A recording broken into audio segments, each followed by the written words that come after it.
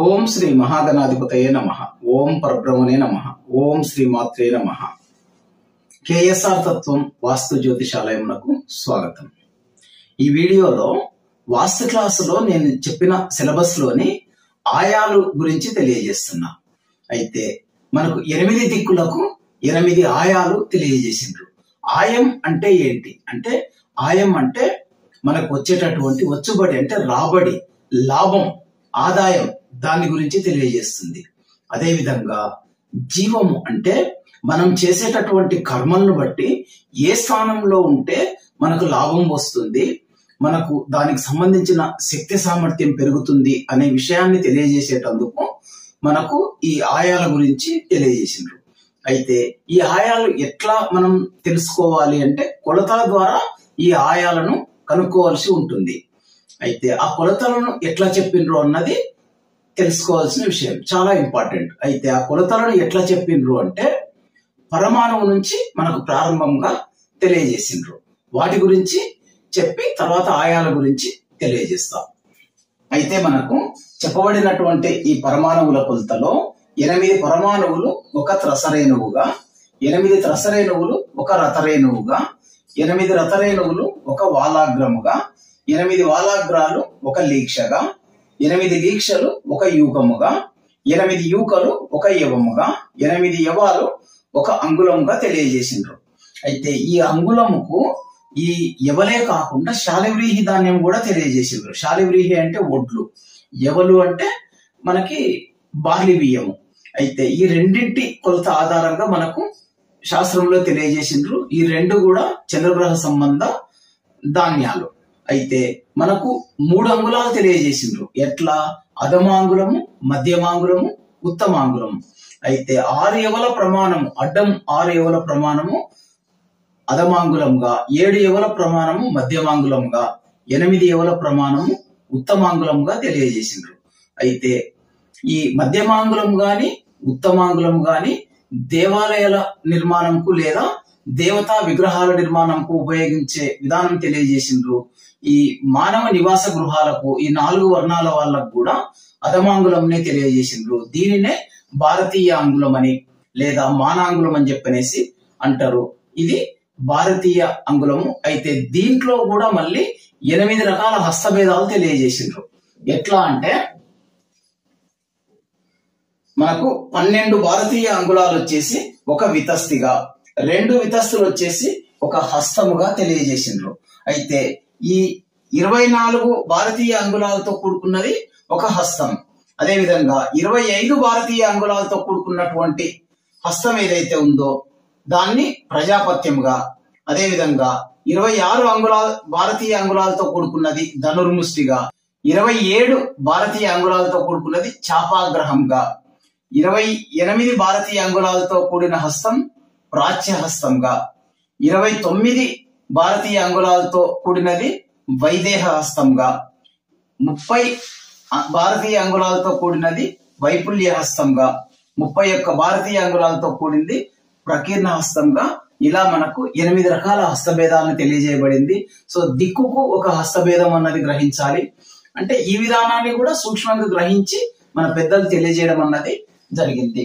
అయితే ఇక్కడ ముఖ్యంగా గమనించాల్సింది 2 కొలతలు. ఏంటివి అంటే, చాలా వరకు గ్రంథాలలో చెప్పిన విషయము, ఈ 12 భారతీయ అంగుళాలతో కూడినటువంటి వితస్తి ఏదైతే ఉందో, ఈ 2 వితస్తులతో కూడుకున్నటువంటి హస్తము ఏదైతే ఉందో, ఆ ఒక హస్త ప్రమాణానికి మనకి 18 బ్రిటిష్ అంగుళాలు చెప్పడం అనేది జరిగింది. అయితే ఈ 2 హస్తాలు కలిపితే ఒక గజంగా తెలియజేసిండ్రు. అంటే ఈ 18 అంగుళాలు 2 కలిపితే ఒక గజం అన్నట్లు. అయితే మనకు వాస్తుశాస్త్ర గ్రంథాలలో తెలియజేసింది, ఈ హస్త ప్రమాణం తీసుకోవడం గాని లేదా గజ ప్రమాణం గాని తీసుకొని గాని ఆయ నిర్ణయం చేస్తే మంచి ఫలితాలు వస్తాయి, శుభము అనేలాగా మనకు ఆయగణిత విధానం అనేది తెలియజేసిండ్రు. అయితే ఇక్కడ మనకు చెప్పబడినటువంటి అధమాంగులము, మధ్యమాంగులము, ఉత్తమాంగులం ఏదైతే ఉందో దీనినే మరొక రకంగా మానాంగులము, మాత్రాంగులము, దేహలాభాంగులము అని చెప్పనేసి తెలియజేయడం జరిగింది. అంటే మరొక రకంగా గణిత విధానంలో తెలియజేయడం జరిగింది. సో దీని గురించి మీరు చదివి తెలుసుకోండి. సో ఇక్కడ కావలసిన విషయాలు నేను తెలియజేయడం అనేది చేస్తున్నా. అయితే మనకు ఇక్కడ ఒక హస్తము ఏది, మన భారతీయ అంగుళానికి సంబంధించిన 24 అంగుళాలతో సంబంధించిన హస్తము తెలియజేసిండ్రు. 2 హస్తాలు కలిపితే ఒక గజంగా తెలియజేసిండ్రు. ఇప్పుడు ప్రస్తుతం మన హస్తం తీసుకోవాలంటే 18 బ్రిటిష్ అంగుళాలతో తీసుకుంటే మన భారతీయ 24 అంగుళాలతో సమానం అవుతుందన్నది గ్రహించాలి. సో ఇలా మనకు ఈ హస్తాన్ని గాని లేదా గజాన్ని గాని తీసుకొని మనకు ఆయగణితం చేసినట్లయితే మంచి ఫలితం ఉంటుంది అని చెప్పనేసి మనకు వాస్తుశాస్త్రంలో తెలియజేసిండ్రు. అయితే ఇప్పుడు ఆయాల గురించి ఎట్లా అనేది తెలియజేస్తా. అయితే 8 దిక్కులలో 8 ఆయాలు చెప్పబడింది.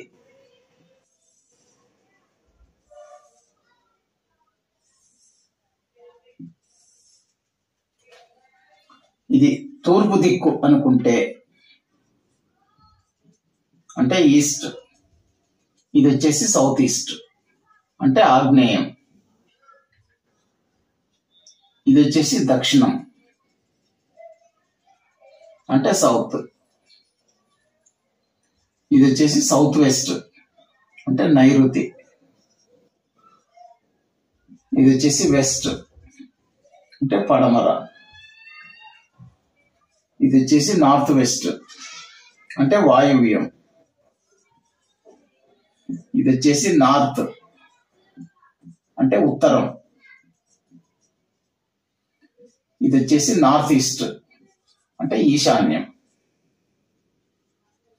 అయితే ఈ తూర్పు దిక్కులోకి వచ్చేసి ధ్వజాయము, ఆగ్నేయంకి వచ్చేసి ధూమ్రాయము, దక్షిణంకి వచ్చేసి సింహాయము, నైరుతికి వచ్చేసి శ్వానాయము,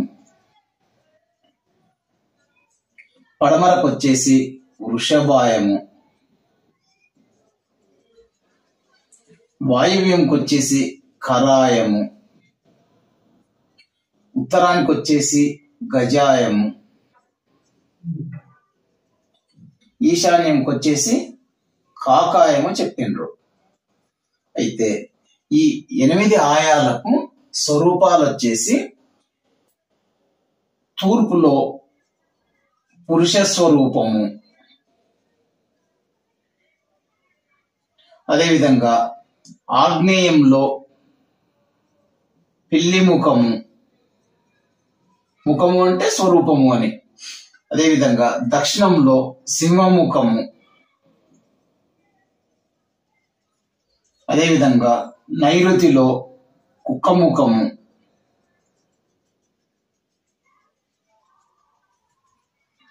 పడమరలో ఎద్దుముఖము, వాయువ్యంలో గాడిద ముఖము, అదేవిధంగా ఉత్తరంలో గజముఖము, ఈశాన్యంలో కాకి ముఖము. ఈ విధంగా స్వరూపాలను తెలియజేసిండ్రు. అయితే వర్గులకు వచ్చేసి తూర్పులో ఆవర్గు, గరుత్మంతుడు అధిపతి అంటే వర్గులకు అధిపతులను చెప్పిండ్రు. అయితే ఆగ్నేయంలో వచ్చేసి కావర్గు, ఈ కావర్గుకు అధిపతి వచ్చేసి మార్జాలము అంటే పిల్లియే. అదేవిధంగా దక్షిణంలో వచ్చేసి చావర్గు, ఇది వచ్చేసి సింహము. అదేవిధంగా నైరుతిలో వచ్చేసి టావర్గు, ఇక్కడ వచ్చేసి శ్వానము. అదేవిధంగా పడమర దిక్కులోకి వచ్చేసి తావర్గు. సో ఈ తావర్గుకు అధిపతి వచ్చేసి సర్పము. అదేవిధంగా వాయువ్యంకి వచ్చేసి పావర్గు, ఈ పావర్గుకు అధిపతి వచ్చేసి ఎలుక. అదేవిధంగా ఉత్తరంలోకి వచ్చేసి యావర్గు, ఈ యావర్గుకు అధిపతి వచ్చేసి గజము. అదేవిధంగా ఈశాన్యంలో వచ్చేసి షావర్గు, ఈ షావర్గుకు అధిపతి వచ్చేసి సూకారము అని చెప్పనేసి తెలియజేయబడింది. సూకారము అంటే పంది అనే అర్థం ఉంది. అదేవిధంగా దీనికి కుందేలు అని కూడా తెలియజేశారు. అయితే ఇక్కడ ఒకటే గమనించాలి, ఏంటి అది? వ్యతిరేక దిక్కులలో శత్రు జంతువులను చెప్పిన విధానంలో మనకు ఈ వర్గులకు ఆధిపత్య జంతువులను తెలియజేసినట్లు గమనించాలి. అయితే దీన్ని బట్టి మనకి ఇక్కడ అత్యంత ముఖ్యమైన విషయం గమనించాల్సింది ఏంటి అంటే, ఒక గృహము ఏ స్థానంలో కూర్చుంటే ఏ ఆయంకు బలం పెరుగుతుంది అన్నది ముఖ్యం. సో అది ఎట్లా అర్థం చేసుకోవాలి అంటే,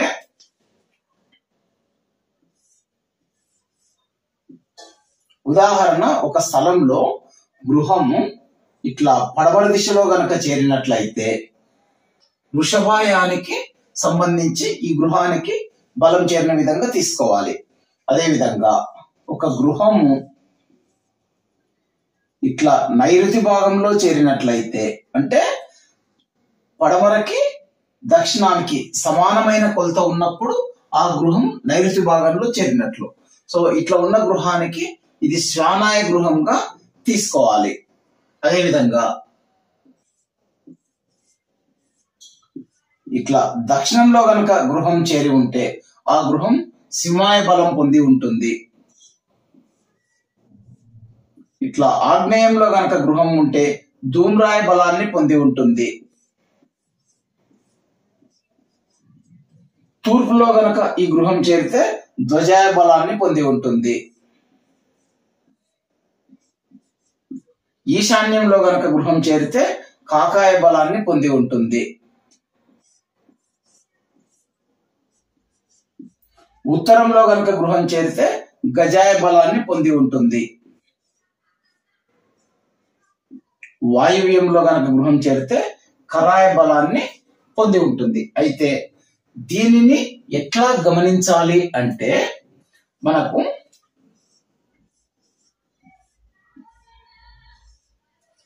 చతుష్పద విభాగ అంటే పద విభాగ వాస్తులో చతుష్పద విభాగంలో తెలియజేయబడింది. ఏమని?